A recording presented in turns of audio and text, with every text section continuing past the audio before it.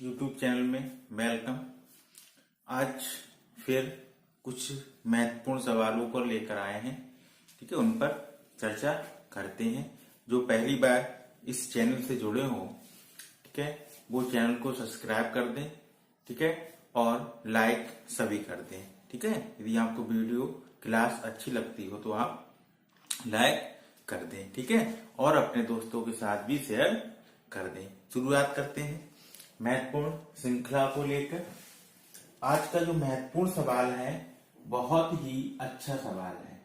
ठीक है, बहुत ही शॉर्ट मेथड के साथ आपको सॉल्व कराया जाएगा। ठीक है, कि 2 ही लाइन में आप उसका उत्तर दे सके, इससे आपकी समय की बचत हो सके। ठीक है, पहला सवाल ये है, समान रूप से आवेशित तथा समान त्रिज्या वाली, यानी समान रूप से आवेशित, समान रूप से आवेशित, समान रूप से आवेशित तथा समान त्रिज्या वाली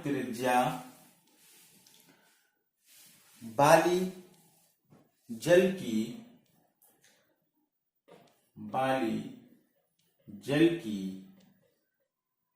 64 बूंदें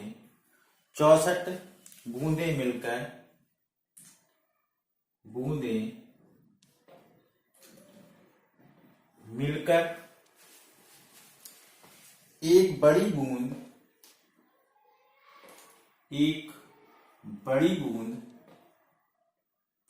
बनाती हैं। बड़ी बूंद बनाती हैं। बड़ी बूंद के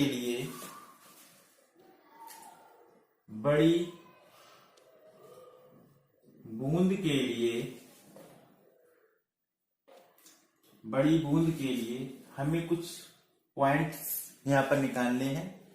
पहला कह रहा है विभव कितना, पहले कह रहा है त्रिज्या कितनी होगी, क्या निकालनी है, त्रिज्या। दूसरे नंबर पे हमें जो निकालना है वो निकालना है विभव, और तीसरे नंबर पर जो निकालना ये विभव है, और तीसरे पर जो निकालना है वो हमें निकालना है स्थित ऊर्जा की तुलना। स्थित ऊर्जा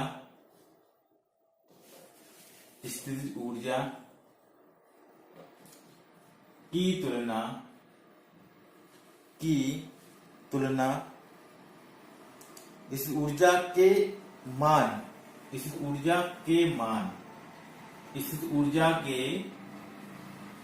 मान छोटी बूंद की तुलना में कितने होंगे, यानी छोटी बूंद की तुलना में के मान छोटी बूंद की तुलना में कितने होंगे। ये आपके सामने सवाल है। सवाल समझ लीजिए। इससे पहले इस टाइप का एक सवाल मैं करा चुका हूं। ठीक है, ये कहना है समान रूप से आवेशित तथा समान त्रिज्या वाली, यानी समान रूप से आवेशित किया जा रहा है और समान त्रिज्या वाली जल की बूंदें, यानी बूंद की जो त्रिज्या है और आवेश दोनों पर समान है, 64 बूंदें मिलकर एक बड़ी बूंद बनाती है। ठीक है, हम यहाँ पर आपको एक बार बता चुके हैं। जैसे एक बूंद ये है, एक बूंद ये है, एक बूंद ये, इस पर भी क्यू है, इस पर भी क्यू, इस पर भी, इसकी रेडियस भी आर है, इसकी रेडियस भी आर है, इसकी रेडियस, ये सब मिलकर क्या करती हैं, बड़ी बूंद का निर्माण करती हैं। और कितनी बूंदें मिलकर, 64 बूंदें मिलकर, यानी 64 बूंदों से मिलकर ये एक बड़ी बूंद बनाई गई है।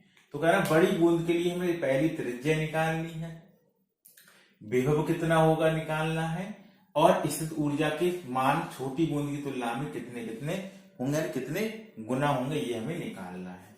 ठीक है, तो देखते हैं पहली बात क्या करते हैं। सवाल नोट कर लिया होगा। ठीक है, इसको हम रेज करते हैं।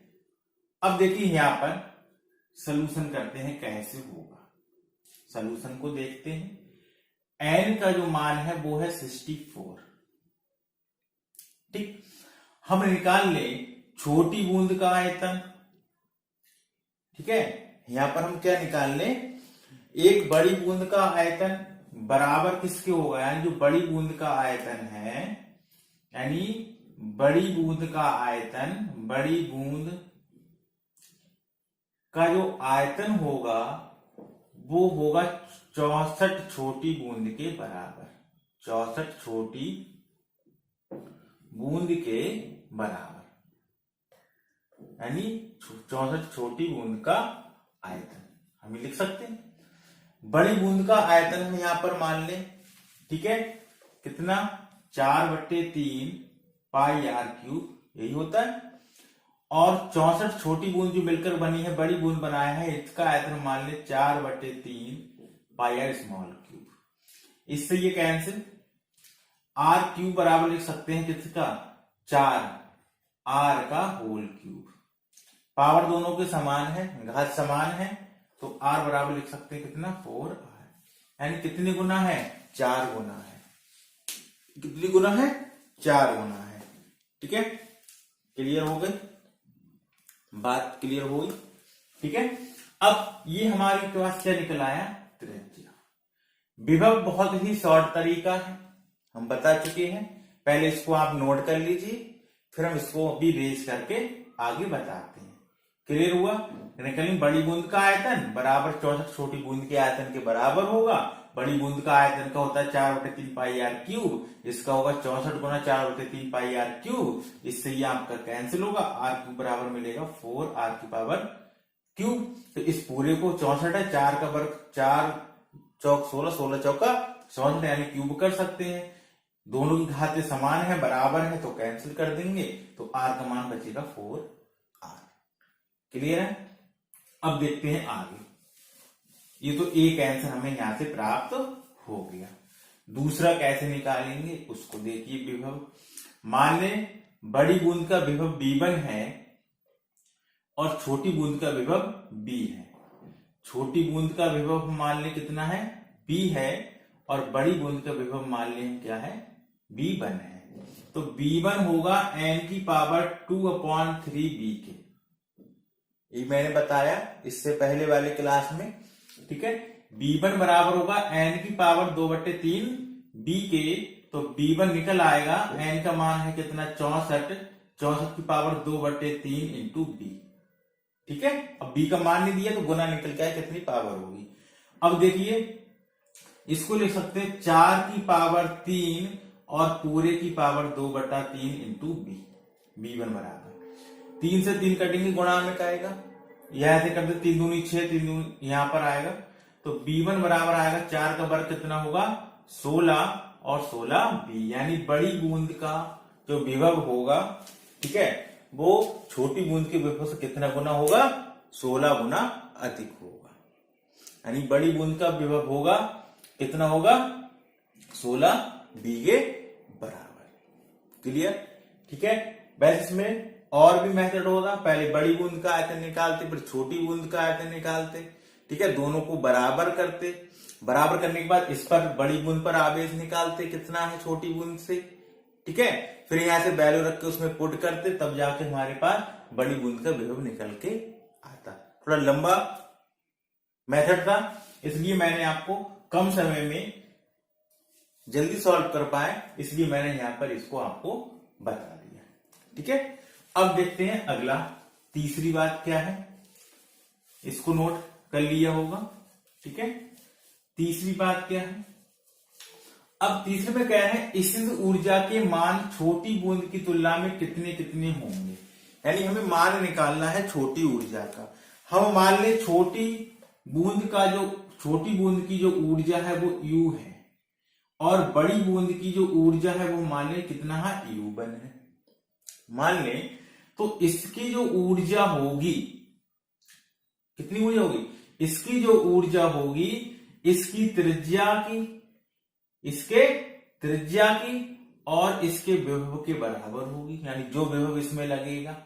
ठीक है, बात समझ में आई, इसके विभव के क्या होगी, बराबर होगी, क्योंकि ऊर्जा का जो मान होता है वो 1/2 CV² के बराबर होता है, CV² के बराबर होता है तो बड़ी बूंद के हम निकाल लें, तो यहां पर हम क्या करें, यहां पर हम कर सकते हैं कितना 4 इंटू कितने गुना निकल के आती 16 गुना 4 इंटू 16 का स्क्वायर 4 इंटू 16 का स्क्वायर। ठीक है, यहां पर ये वैल्यू हम निकाल लें, हमारे पास इसकी वैल्यू के बराबर वैल्यू निकल के आ जाएगी। u बराबर निकालेंगे, u1 बराबर 4 और 16 का वर्ग होता है 256, 16 16 256 यहां पर इसका वर्ग होगा।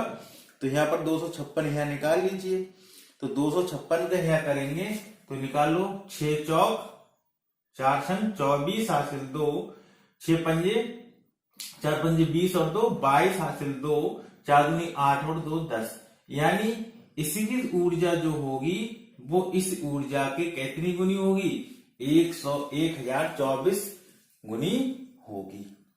ठीक है, इस ऊर्जा में कितनी गुना होगी, यानी 4 गुनी इसकी रेडियस कितनी है 4 गुनी, यदि मान रखेंगे इसमें तो इसकी धारता निकल के आएगी इसकी 4 गुनी, और u का मान हम पहले रख के भी हमारे पास कितना आया बड़ी विभव का बूंद 16 का स्क्वायर, तो 16 का स्क्वायर कर दे गुणा मल्टीप्लाई 4 से कर दे कितना आ जाएगा।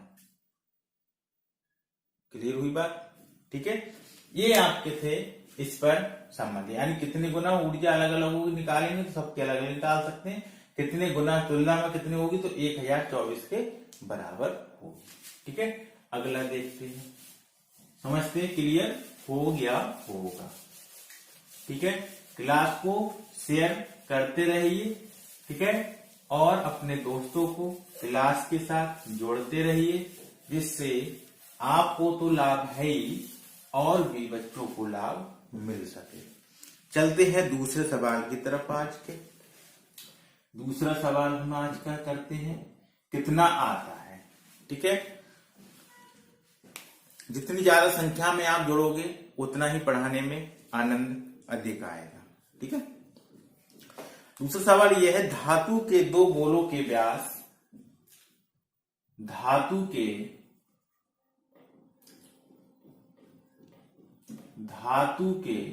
दो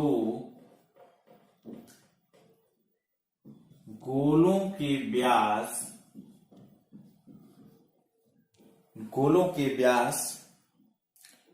के व्यास 12 सेंटीमीटर तथा 8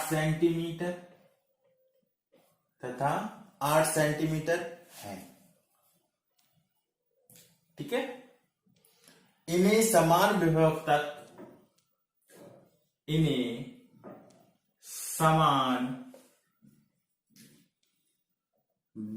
तक आवेशित किया गया है,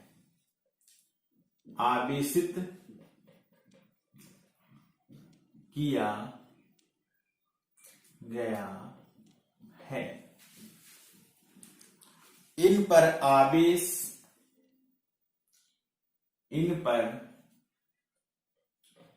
आवेश के पृष्ठ घनत्व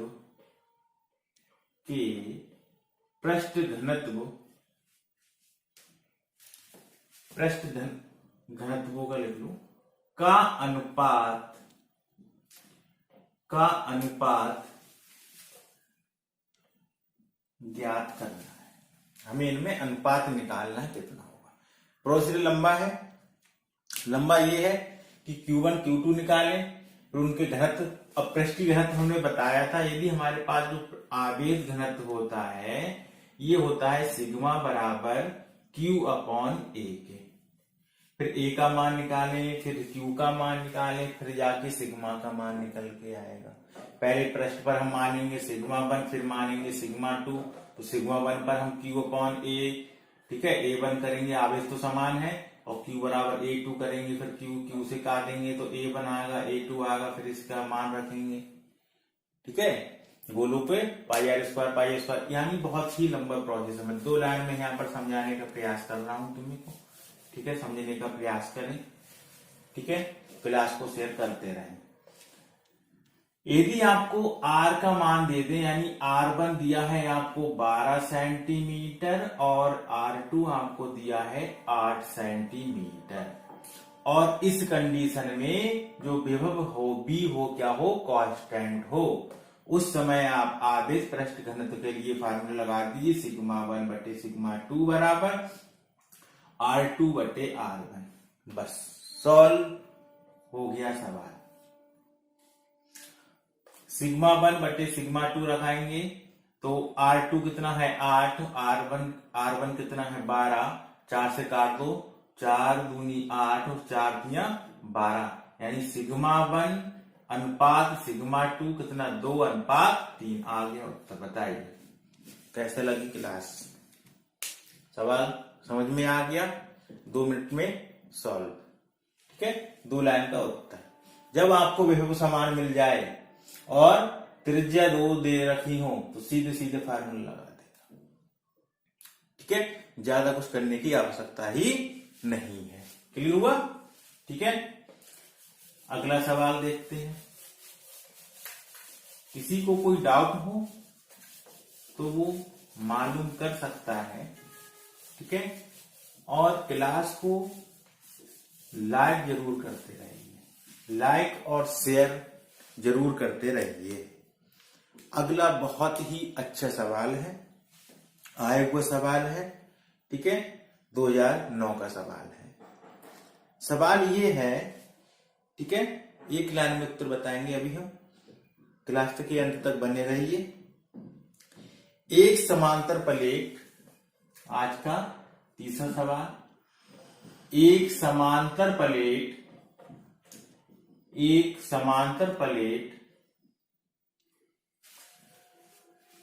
संधारित्र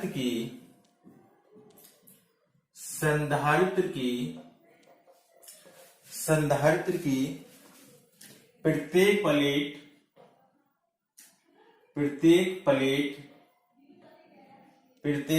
प्लेट का क्षेत्रफल 50 सेंटीमीटर स्क्वायर है, ये दे रखा है, तथा दोनों प्लेटों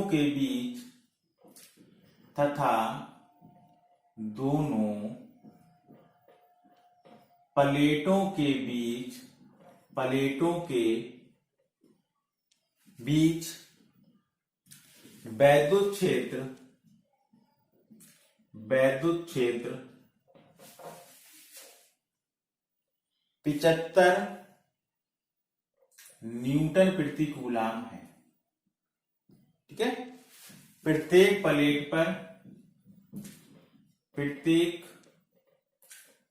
प्लेट पर आवेश की गणना कीजिए, आवेश की गणना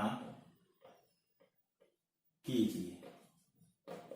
अब आपको लगता होगा सवाल तो बहुत लंबा है, आंसर पता नहीं कितना लंबा निकल के आएगा, चुटकियों में आएगा। देखो अभी एक समांतर प्लेट संधारित्र की प्रत्येक प्लेट का क्षेत्रफल कितना है 50 सेंटीमीटर स्क्वायर, यानी यहाँ पर जो ए का मान दिया है वो 50 सेंटीमीटर स्क्वायर में दिया है, मीटर में बदलेंगे तो 50 गुणा 10⁻⁴ मीटर, क्योंकि क्षेत्रफल है तो बदलेगा, जब सेंटीमीटर में मीटर में बदलेंगे तो उसकी पावर आएगी।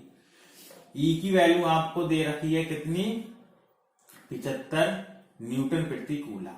अब कहोगे सर कैसे होगा, ठीक है, देखिए प्रत्येक प्लेट पर आवेश की गणना निकालनी, क्यू की वैल्यू हमें क्या करनी है, फाइंड करनी है, निकालनी है, ठीक है।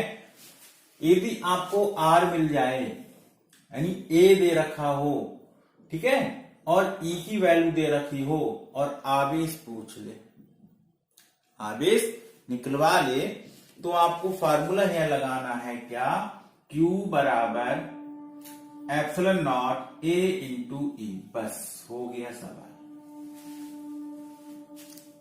कैसे, इसकी वैल्यू आप जानते हो 8.85 इंटू 10⁻⁻12 होती है, ये तो विद्युतशीलता का मान होता है। वैल्यू रख दें, क्यू निकालना है 8.85 इंटू 10⁻12, ए का मान कितना है 50 गुणा 10 की पावर -4 और ई का मान आपके पास कितना है 75। वैल्यू रखोगे तो लगभग आपका जो मान आएगा ये 3318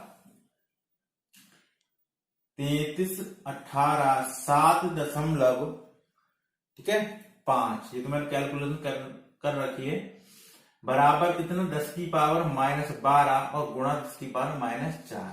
दशमलव इधर हमें पावर हटाने, दशमलव 1 2 3 4 स्थान हटा दो। जब 4 स्थान हटाएंगे तो ये वैल्यू कैंसिल, यानी इसका मान मैं यहाँ लिख रहा हूं तो जो Q की वैल्यू मिलेगी वो 3.3। अब देखो ये 4 से ज्यादा है तो ये 2 बना सकते हैं, 2 × 10 की पावर -12 कूलम, ये बचेगा केवल पावर ये। क्लियर हुआ? ठीक है, आज की क्लास में आपको बड़ा आनंद आया होगा पढ़ते हुए। ठीक है, बताइए कैसी लगी आपको आज की क्लास। ठीक है, और अपने दोस्तों के साथ शेयर भी करते रहिए, लाइक करते रहिए। लाइक में बहुत कंजूसी करते हो। ठीक है, या तो क्लास हमारी समझ में नहीं आती और समझ में आती है तो लाइक तो कर ही दिया करो। ठीक है, अब मिलते हैं नेक्स्ट डे नेक्स्ट क्लास के साथ। ठीक है, जब तक के लिए धन्यवाद।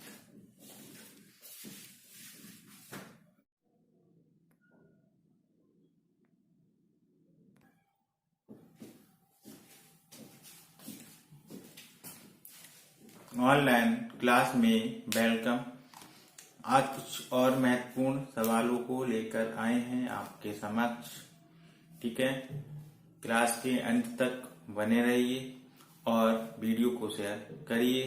ठीक है, और अपने दोस्तों के साथ भी शेयर करिए इस क्लास को।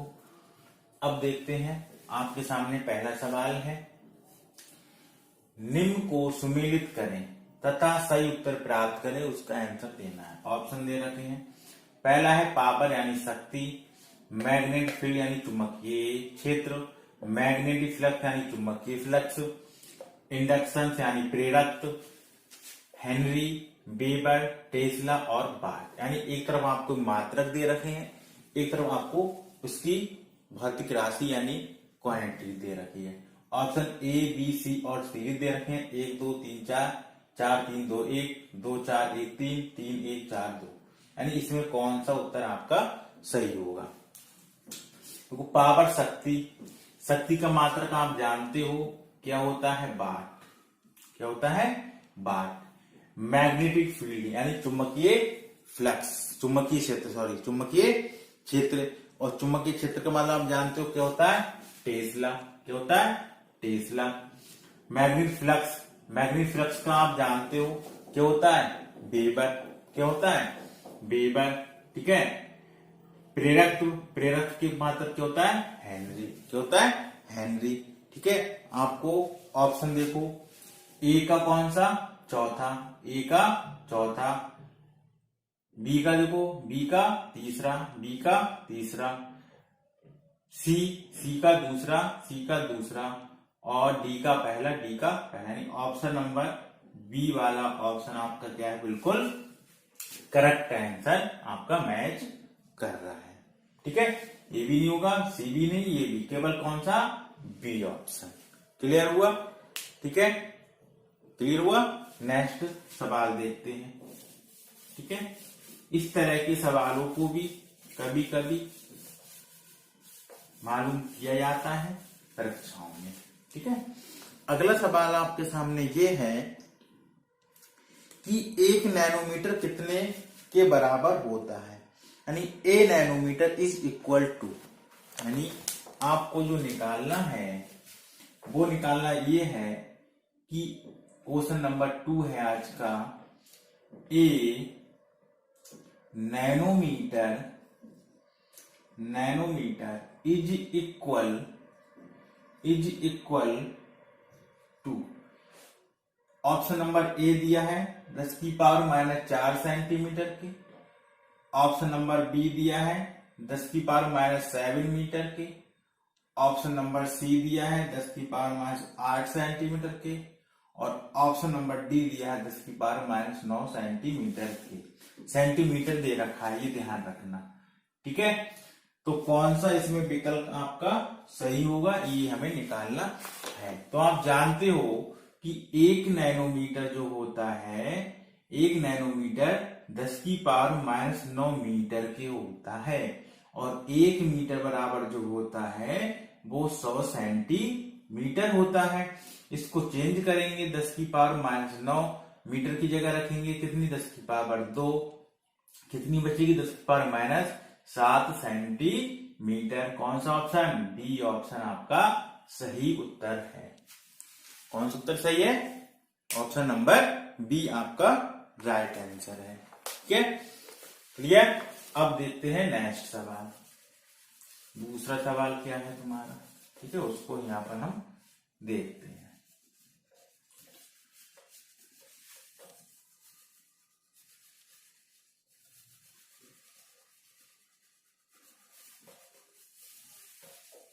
अगला सवाल देखिए। अगला सवाल क्या है आपका, समझ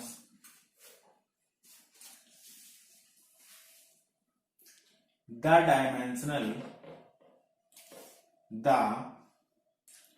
dimensional formula of Planck's constant is, कौन सा होगा। ऑप्शन ए है mL2T-1, ऑप्शन नंबर बी है M0L2T-1, ऑप्शन नंबर सी है ML T-1 और ऑप्शन नंबर डी है ML-T-1। ये हमें 3 ऑप्शन दे रखे हैं। तो कह रहा प्लांक नियतांक का विमीय सूत्र बताइए क्या होगा, यानी h का मान निकालना है।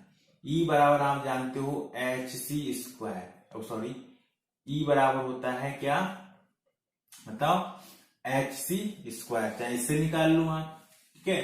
तो h बराबर क्या हो जाएगा, E/c², ये होगा E mL2T-2, और ये L है तो L2 और T-2, क्योंकि वेग है L-T-1, इससे ये आपका क्या होगा, कैंसिल हो जाएगा। ये T पावर ऊपर जाके प्लस की हो जाएगी, तो ये भी क्या होगी आपकी यहाँ पर कैंसिल, क्या बचेगा M, इसमें ये नहीं है, ठीक है, ये नहीं है इसमें। तो देखो इसमें ऑप्शन आपका कौन सा, प्लांक नियतांक की बात कर रहा है। किसकी बात कर रहा है, प्लांक नियतांक की। तो E बराबर होता है h न्यू, E बराबर होता है h न्यू, न्यू आवृत्ति है, h प्लांक नियतांक, तो h बराबर हो जाएगा h/न्यू, ठीक है। E आपको पता है mL2 और T-2, और न्यू की आवृत्ति T- क्या होता है 1, क्या होता है T-1।